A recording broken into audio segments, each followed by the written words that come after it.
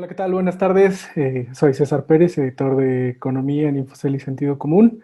Bienvenidos a esta sesión que estamos haciendo con Alejandra Marcos, que es nuestra invitada, la directora de análisis en Intercam Banco, a quien le agradecemos mucho que se haya tomado unos minutos. ¿Cómo estás, Alejandra?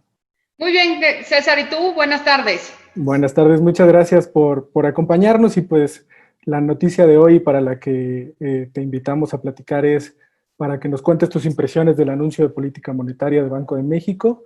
Hace media hora la Junta de Gobierno decidió recortar la tasa de interés en medio punto porcentual, como lo esperaba la mayoría de los analistas y de los agentes financieros, y la puso en un nivel de 4.5%. En esta ocasión, a diferencia de las últimas, la decisión no fue unánime, fue por mayoría de 4-1. ¿Cuáles son tus primeras impresiones, Alejandra, y qué piensas del comunicado? Sí, César, muchas gracias. Efectivamente, yo creo que como tú bien lo dices, ya estaba pues prácticamente incorporado por el mercado, ¿no? Este recorte de 50 puntos base. El comunicado sí es un poquito menos dovish, señala menos laxitud monetaria, probablemente porque efectivamente la decisión no fue unánime. Yo creo que el mercado sabe bien y señala cuál es este miembro de la Junta de Gobierno que optó únicamente por recortar la tasa en 25 puntos base, pero el comunicado es bastante similar a los comunicados anteriores, en donde señalan, ¿no?, que los riesgos o el balance de riesgos para la inflación permanece incierto, dado el entorno actual, y el balance para el crecimiento económico permanece sesgado a la baja. Entonces, un tono probablemente menos dovish, pero que sigue apuntando hacia adelante, probablemente hacia mayores recortes. Había en los últimos días una discusión que empezaba a crecer sobre si el nivel de la inflación empezaba a volverse una señal de preocupación para el banco. ¿Tú cómo lo viste? ¿Crees que todavía se mantiene en una actitud mucho más dovish, es decir, preocupado por el desempeño de la economía con la pandemia? ¿O si sientes que hay una especie de giro en ese sentido? Sigue señalando, ¿no?, varios puntos que hacen que el balance de riesgos, como te comentaba, es incierto. Uno, una brecha de producto negativa, y también dicen, a final de cuentas, que este reciente repunte de la inflación en los últimos meses probablemente, evidentemente se debe a energéticos, pero también probablemente se debe a esta reapertura de la economía, pero que las expectativas de inflación de mediano y largo plazo permanecen ancladas en 3, al margen de que se ha venido revisando en los últimos meses, dadas las últimas lecturas de inflación, la inflación hacia el 4%. Si te acuerdas, esta inflación o esta expectativa de inflación estaba más pegado al 3 o al 3,5, y ahora pues cada vez más participantes del mercado reconocen que la inflación probablemente cierre en niveles cercanos al 4. De acuerdo, y hay una parte del comunicado, te voy a leer párrafo, una línea y media, que dice que los retos derivados de la pandemia por la política monetaria incluyen tanto la importante afectación a la actividad económica como un choque financiero y sus efectos en la inflación.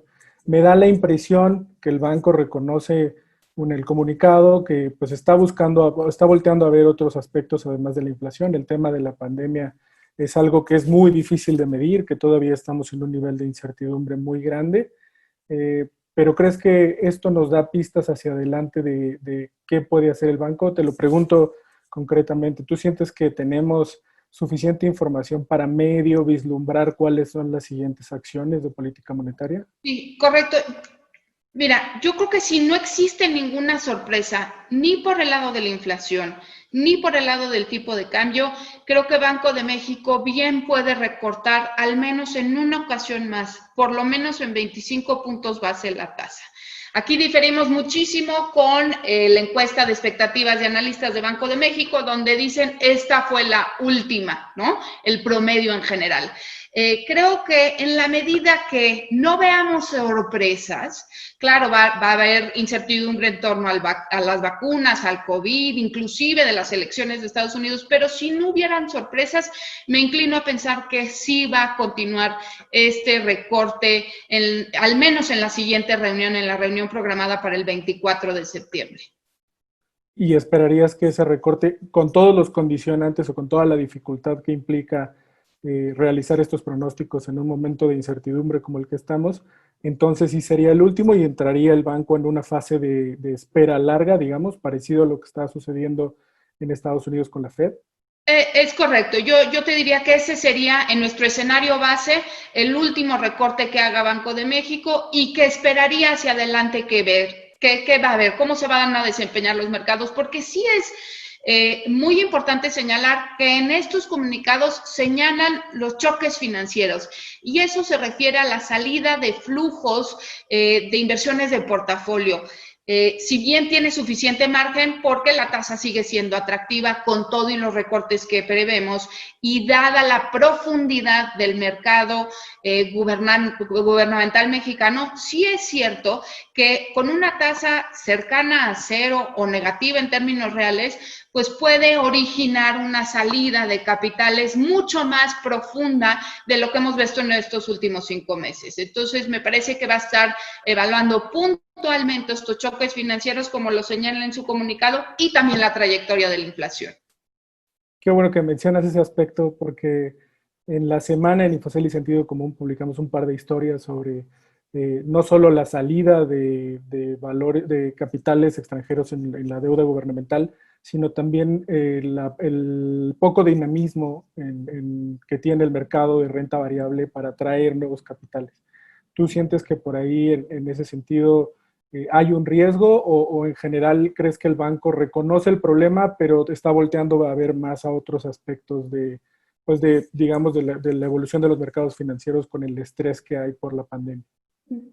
Yo creo que la tonía, déjame contestarte la primera pregunta, yo creo que la tonía del mercado mexicano de capitales se debe a una expectativa negativa en cuanto al desempeño de la economía, que es mayor, una contracción mayor al 10%. Valuaciones bajas, sí, pero me parece que se pueden quedar bajas mucho tiempo más. No hay un trigger claro para decir ahora es cuando. Y las valuaciones se pueden poner más baratas aún.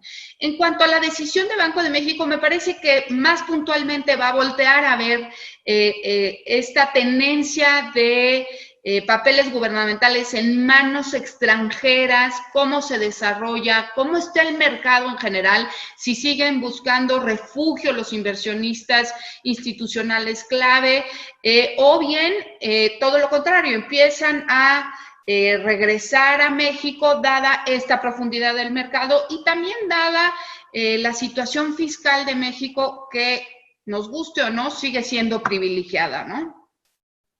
De acuerdo.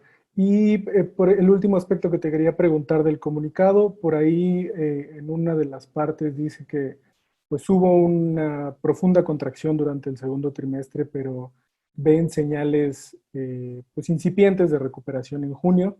Ustedes en Intercamp, ¿cómo lo ven? ¿Estas señales son suficientes?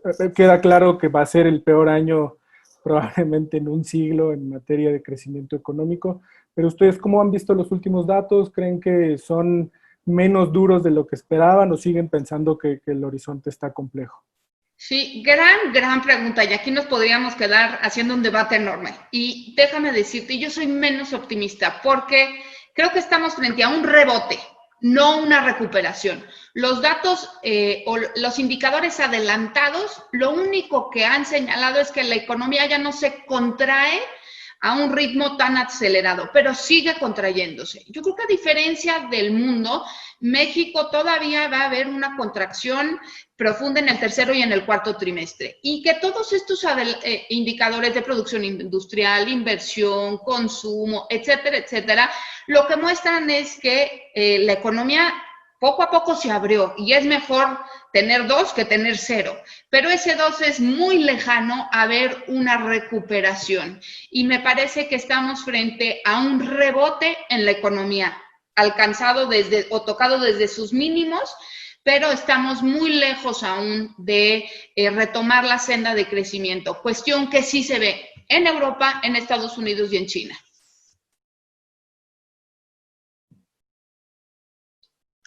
Perdón, tenía el mute. De acuerdo. Una última pregunta que quisiera hacerte, aunque no tenía planeado, pero quizá a lo mejor si alguien se incorporó después, me gustaría reiterarte la pregunta que amablemente respondiste. Aquí alguien en el foro pregunta cuántas bajas más haría Banco de México en lo que resta del año.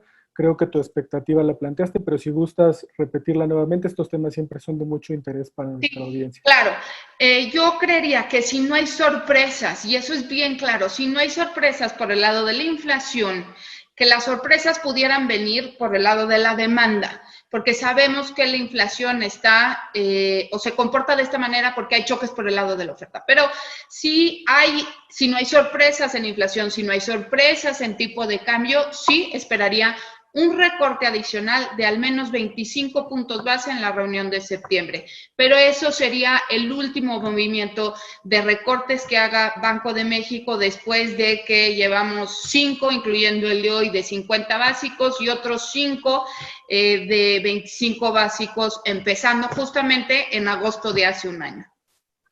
De acuerdo, Alejandra. Pues, ¿algo más que quisieras compartir con nosotros?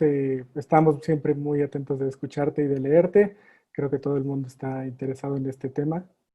Muchísimas gracias. Yo creo que hay que tomar en cuenta que Banco de México sigue manteniendo un tono de prudencia y que va a estar evaluando puntualmente todos los elementos que se le presenten para actuar hacia adelante. Que por supuesto hoy el panorama es que siga recortando, dada la holgura de la política monetaria o que se presente en la política monetaria, pero que no debemos de dar por sentado todos estos movimientos, ¿no? El mercado se equivoca, y hay que seguir evaluando constantemente la trayectoria de inflación, los movimientos del tipo de cambio, que de momento se ha acotado muchísimo la volatilidad, pero no podemos dejar de pensar que si hay noticias negativas en torno a COVID o en torno a vacunas, nuevamente la variable que más pudiera impactarse en ese momento es tipo de cambio, y ahí Banco de México tendría que incorporar un escenario a lo mejor de más incertidumbre que el que estamos viviendo ahorita.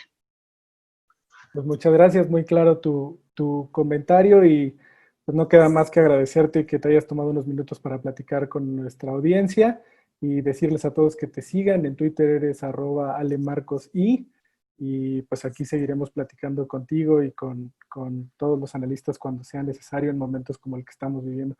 Muchas gracias, Alejandra, por la colaboración. Muchísimas gracias, encantada de estar con ustedes y muy buenas tardes. Saludos a todos y gracias por conectarse. Hasta luego. Hasta luego.